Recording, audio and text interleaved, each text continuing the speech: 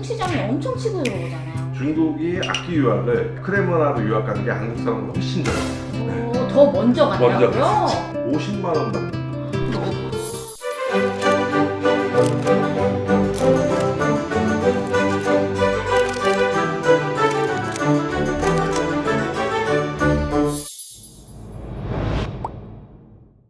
지금 사실 저도 걱정을 많이 하고 있는 게 중국 시장이 엄청 치고 들어오잖아요. 그렇죠. 수준도 많이 높아지고 네네. 있는지 옛날엔 깡통 소리 났지만 요새는 또 그렇지만도 않거든요. 그래서 그런데 대비되어 있는 제작자분들의 어떤 마인드라던가 어떻게 되고 있는지 그런 게 좀 궁금한데, 제가 요새 이탈리아 악기를 좀 만나고 그러다 보니까 그 공정이 어디서부터 어디까지 이탈리아에서 다 된 것까지는 제가 확신하지는 못하지만 그래도 분명한 거는 요새 신기술 연마를 많이 하고 있다, 이런 생각이 많이 들거든요. 예를 들어서 소모품 같은 너트 부위라든지 이런 거를 상하로 바꾼다든지, 바로 처음부터 소리 냈을 때부터 소리가 팍 나는 그런 사운드를 좀 연구한다든지, 어떻게 좀 제작자들이 좀 마인드가 준비되시고 있는지. 이것도 참 아이러니한 얘기인데요. 중국이 악기 유학을 크레모나로 유학한 게 한국 사람보다 훨씬 전에. 더 먼저 갔다고요? 먼저 갔었죠. 네. 거기는 그때 공산당 장학생으로. 거기에서 제작해서 밖으로 안 나와서 그렇지, 정말 제작 잘하시는 분들은 그 안에서 다 파는 거예요. 수출할 필요도 없고. 그래서 거기 전공자들은 중국 악기를 많이 쓸 수밖에 없는 게 좋으니까. 근데 지금 말씀하신 건 약간 공장급이라 아니면은 뭐 아마추어 고급급들 그쵸. 그 정도로 움직이는데, 저희는 뭐 저희가 직접 제작하는 거는 그거의 상대라고 생각하지는 않고요. 저희가 대비하는 건 지금 그거죠. 이제 우리나라도 이제 인구 변화가 시작됐잖아요. 옛날에 뭐 선생님 들어갔을 때는 그 뭐 예고도 그렇고 막 몇십 대 막 이랬는데, 맞아요. 지금은 뭐 서울 예고도 뭐 거의 2대 1도 안 되고 맞아요, 3대 1도 안 되고 막 맞아요. 이러니까. 맞아요. 그러면 전공자 시장은 줄고 있는데, 전공자 인원은, 그럼 저희는 전공자만 상대하면 살아남을 수 있느냐. 그래서 그 고민을 하던 제작가들이 자체 브랜드를 만들었어요. 그러니까 K1, K2라는 걸 만들었는데, K1급은 한 바이올린 기준으로 150에서 한 250 사이인데, 그거는 저희가 공정을 아무리 줄여도 저희가 직접 제작해서는 힘들어서, 중국에도 지금 방금 설명드린 그런 잘 만드는 공장급들이 있거든요. 그게 이제 화이트 바디로 들어오면 그거를 이렇게 칠을 해가지고 세팅을 하면 또 그 정도의 소리가 나요. 가격대에 대비. 네, 그래서 그거랑 K2는 마에스트로 1인 제작 악기 공정이 있잖아요. 그거를 조금 줄여요.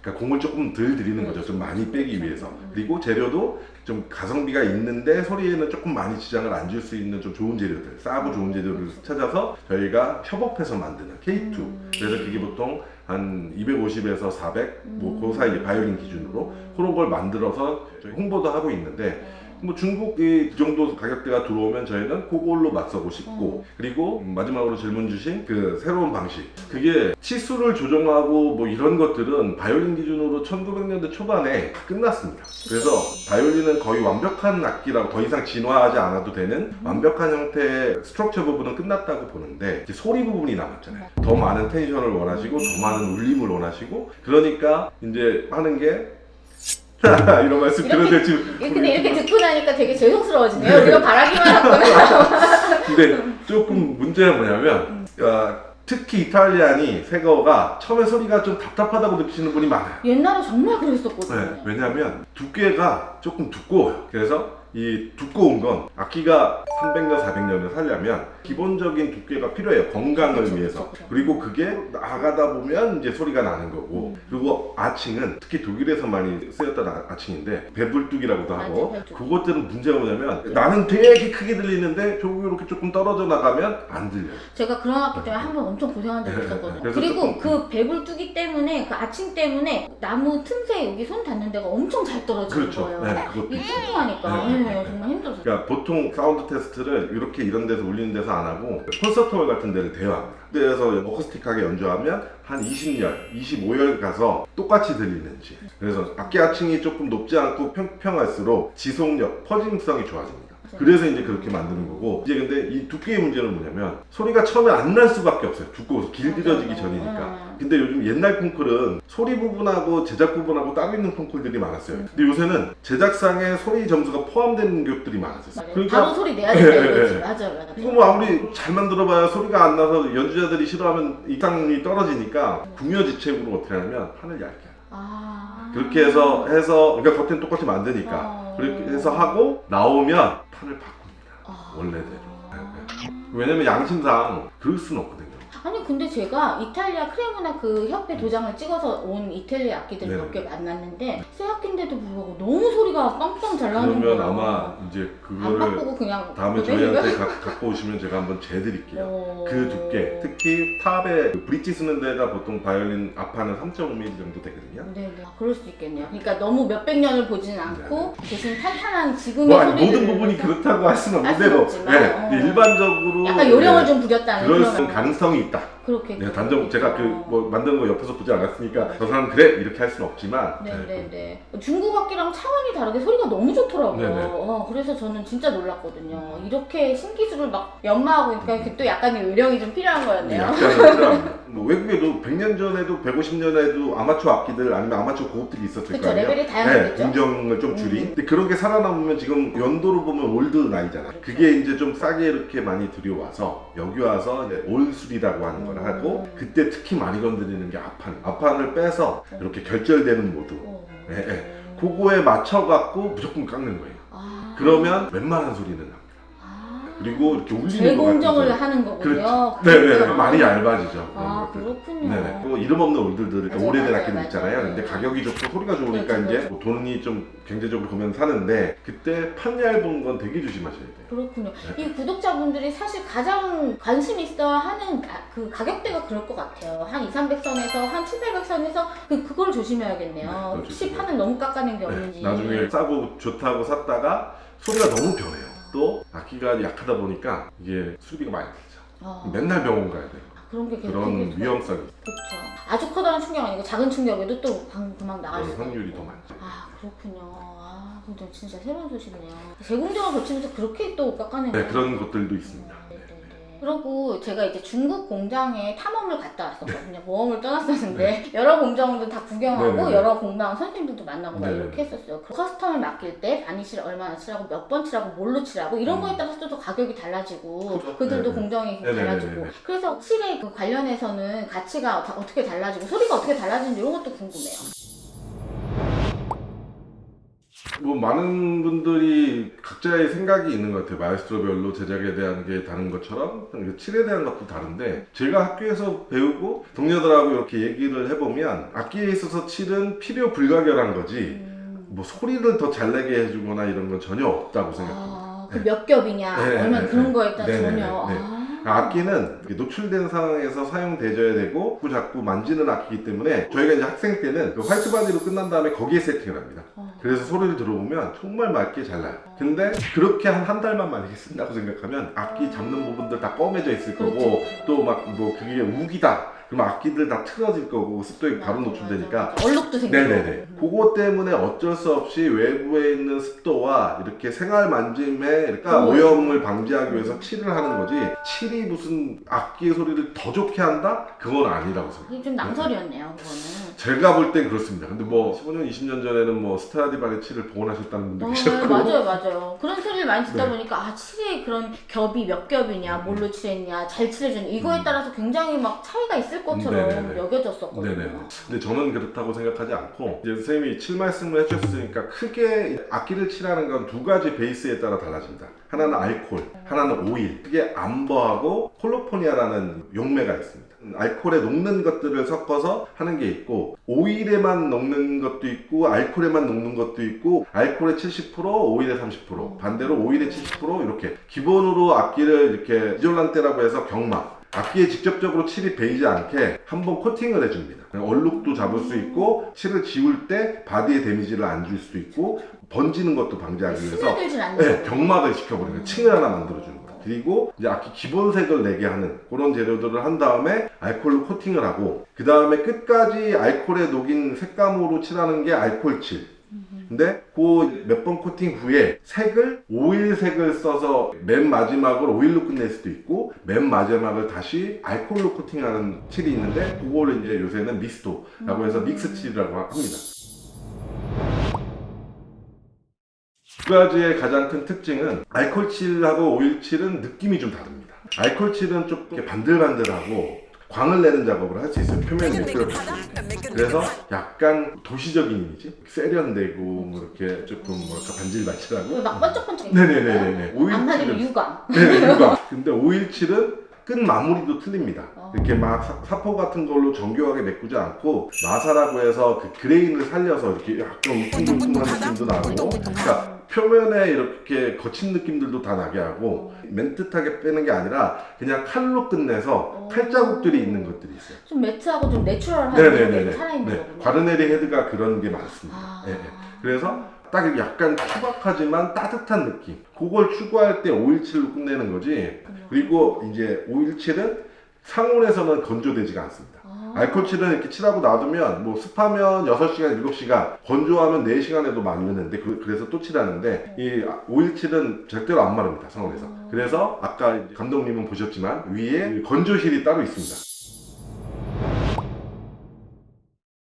네, 요 바니쉬실이고요. 517 할 때 많이 쓰는데 먼지들이 이렇게 붙습니다. 그러면 이제 그게 나중에 오염이 돼가지고 칠을 망치는 경우가 많아서 클리닝 룸처럼 해서 여기서 칠한 다음에 바로 옆문을 열고 건조실로 바로 들어가서 오염을 최소화하고 있습니다. 이게 저희 여기 이제 알루미늄으로 판을 해서 반사를 시키고 나머지는 알루미늄 페인트를 써갖고 반사를 시키는데 골고루 비춰야 되잖아요. 그래서 이렇게 저속 모타를 써서 천천히 돌리면서 골고루 빛을 받게 하는 거예요.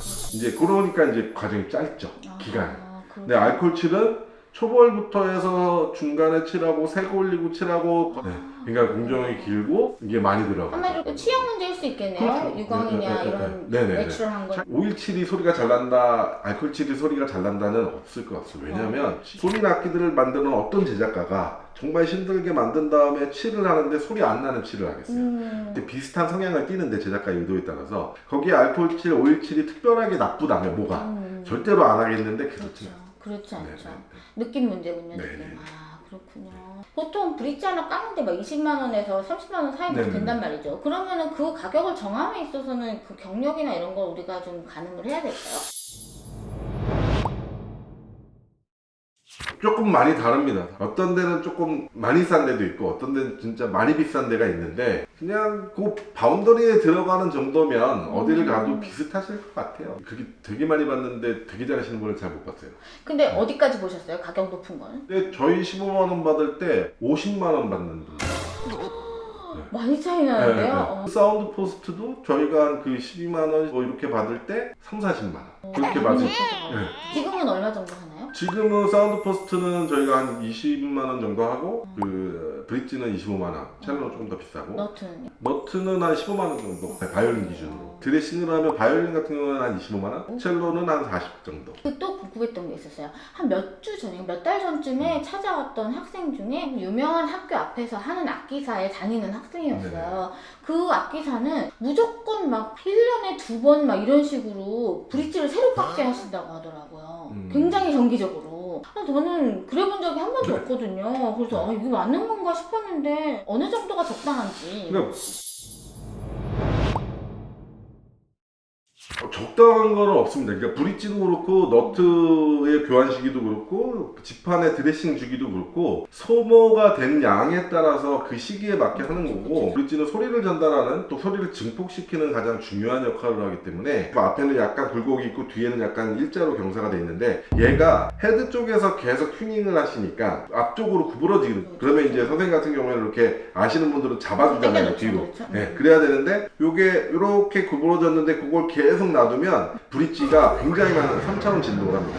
이렇게 그리고 위아래로 떠서 내려오는데 그 순간적이니까 이제 잘 보이진 않잖아요. 너무 빨라서. 올라갔다 내려오는 모든 물체는 안정적이길 바랍니다. 근데 앞으로 숙여졌다는 것 자체가 브릿지 발이 이렇게 있으면 같이 뜬다는 거죠. 그래서 바이올린이나 비올라나 첼로나 다 C형 부품이 많이 일어나는 거고, 위에서 브릿지를 봤을 때 왼쪽이 저음이고 오른쪽이 2연 고음인데 텐션이 틀려서 이렇게 휘는 종힘이 생기는데, 그런 게 심해서 소리 전달을 못하거나 아니면 많이 쉬면 쉴수록 전높이가 낮아진다는 걸 의미하잖아요. 또 위험하기도 하고 팡할 수도 있으니까. 팡할 수도 있고 그럼 더 위험하고 또 부러질 수도 있습니다. 그러니까 힘이 집중되니까. 그렇지 않고 전공생이었던 경우에는 좀 과하긴 한 거죠? 그렇죠. 아니 여태까지 10년을 그냥 잘 잡아서 쓰신 분도 봤어요. 잡아주면서. 또 웬만하면은 이것만 잘 잡아주고 전공할 정도의 실력의 학생들이면 잘 쓸 수 있거든요. 잘 쓸 수 있죠. 이유 없이 가는 이유는 없습니다. 그건 좀 너무 이상한 것 같아요. 바이올린에는 많지 않는데 첼로는 결이 길고 넥이 길게 나오다 보니까 여름철에는 떨어지고 겨울철에는 올라가는 현상이 많이 심하면 여름철 브릿지라고 해서 조금 낮은 브릿지, 겨울철 브릿지라고 해서 조금 높은 브릿지를 교환해 가면서 쓸 수는 있어요. 너무 내려오면 낮은 브릿지 여름철로 바꿔주고 또 이게 이제 가을로 올라가면서 가을 접어들면서 겨울로 올라갈 때 또 높아지면 이제 너무 높이가 높아지니까 또 높은 브릿지로.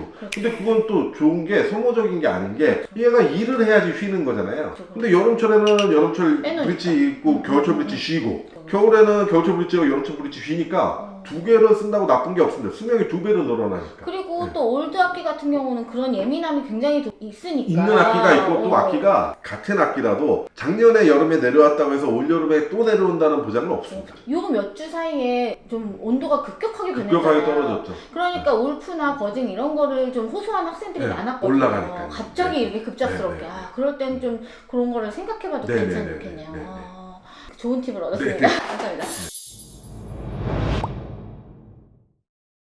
어떤 우리 한국 사회 악기 제작과 수리에 대해서 좀 포부라든지 아니면 당부라든지 말씀하시고 싶으신 게 있으시면 한마디 해주시면 감사합니다. 네, 오늘 하여튼 뭐 박정훈 선생님 덕분에 이렇게 좋은 유튜브에 출연할 수 있게 돼서 너무 감사드리고 뭐 저도 2002년에 유학 가서 귀국하고 이런 거 저는 한 20년 좀 넘게 이렇게 있었는데 뭐 학생들, 뭐 선생님들, 교수님들 이렇게 뵈면서 있었는데 너무 재밌고 너무 즐거웠어요. 너무 즐거웠는데 뭐 한 가지 제 입장에서 어려운 점은 제작을 이제 계속 하면서 수리와 이걸 병행하니까 또 그 자체로도 쉽지 않지만 제작이라는 게 이렇게 배우면 그러니까 계속 하면 할수록 너무 어려워요. 너무 어렵고 제가 이제 제작하기 전에는 뭐 개인적으로는 공대를 나왔는데 이게 답이 있는 걸 하다가 이게 하면 할수록 답이 나올까. 근데 이제는 답은 안 찾습니다. 네, 이건 답은 의미 없는 것 같고 제가 만족하고 제가 노력한 만큼 인정받거나 아니면 그 악기를 쓰는 연주자가 기뻐하거나 즐거워한다면 그런 것들을 만족시키는 긴 여정에 내가 어디까지 갈지 모르겠지만 계속 나아가고 있구나. 그런 걸 계속 추구하는 제작가가 되고 싶고 이제 뭐 외적으로는 제가 한국현악기 제작협동조합 이사장을 맡고 있으면서 이렇게 조합 제작가들하고 같이 이제 협업도 하고 또 이 문화를 좀 개선하기 위해서 엑스레이든 보험 분쟁이건 뭐 이런 데 적극적으로 참여하는데 지금은 좀 힘듭니다. 아까 저도 잠깐 말씀드렸지만 이렇게 동종업계에 있는 분들이 이제 새로운 게 들어오니까 약간 두렵기도 하고 걱정도 되고 조합 이사장이지만 또 다른 협회에도 이제 소속된 뭐 협회원으로서 이렇게 만나뵐 때 보면 뭐 편치 않은 느낌이 좀 있어서 그게 좀 걸리긴 하지만 항상 선구자가 겪는 일 어쩔 수 없이 이 기회를 빌어서 혹시 이걸 보시는 제작가분들, 동료 여러분들 계신다면 이게 앞으로는 계속 지속적으로 문화를 이렇게 발전시키고 또 연주자나 아니면은 뭐 제작가나 아니면 판매자나 다 상생할 수 있는 그런 좋은 문화로 이끌도록 저희도 항상 노력할 테니까 좋은 문화에 같이 이렇게 합류하셔서 좋은 악기 문화를, 우리나라 악기 문화를 최소한 같이 좀 발전시켰으면 좋겠습니다. 정말요. 네. 너무 좋은 생각을 가지고 계신 것 같아서 정말 존경하는 마음이 많이 생겼습니다. 여기서 이대로 마치고 제 생각에는 왠지 2부를 찍으러 다시 와야 될 것 같거든요. 네네네네. 그 질문들을 받아서 또 네네네. 재밌게 네네네네. 했으면 좋겠습니다. 알겠습니다. 그러면은 같이 인사드릴까요? 네네. 구독자님들 감사합니다. 구독, 좋아요. 고맙습니다. 네, 감사합니다. 감사합니다. 수고하셨습니다. 고맙습니다.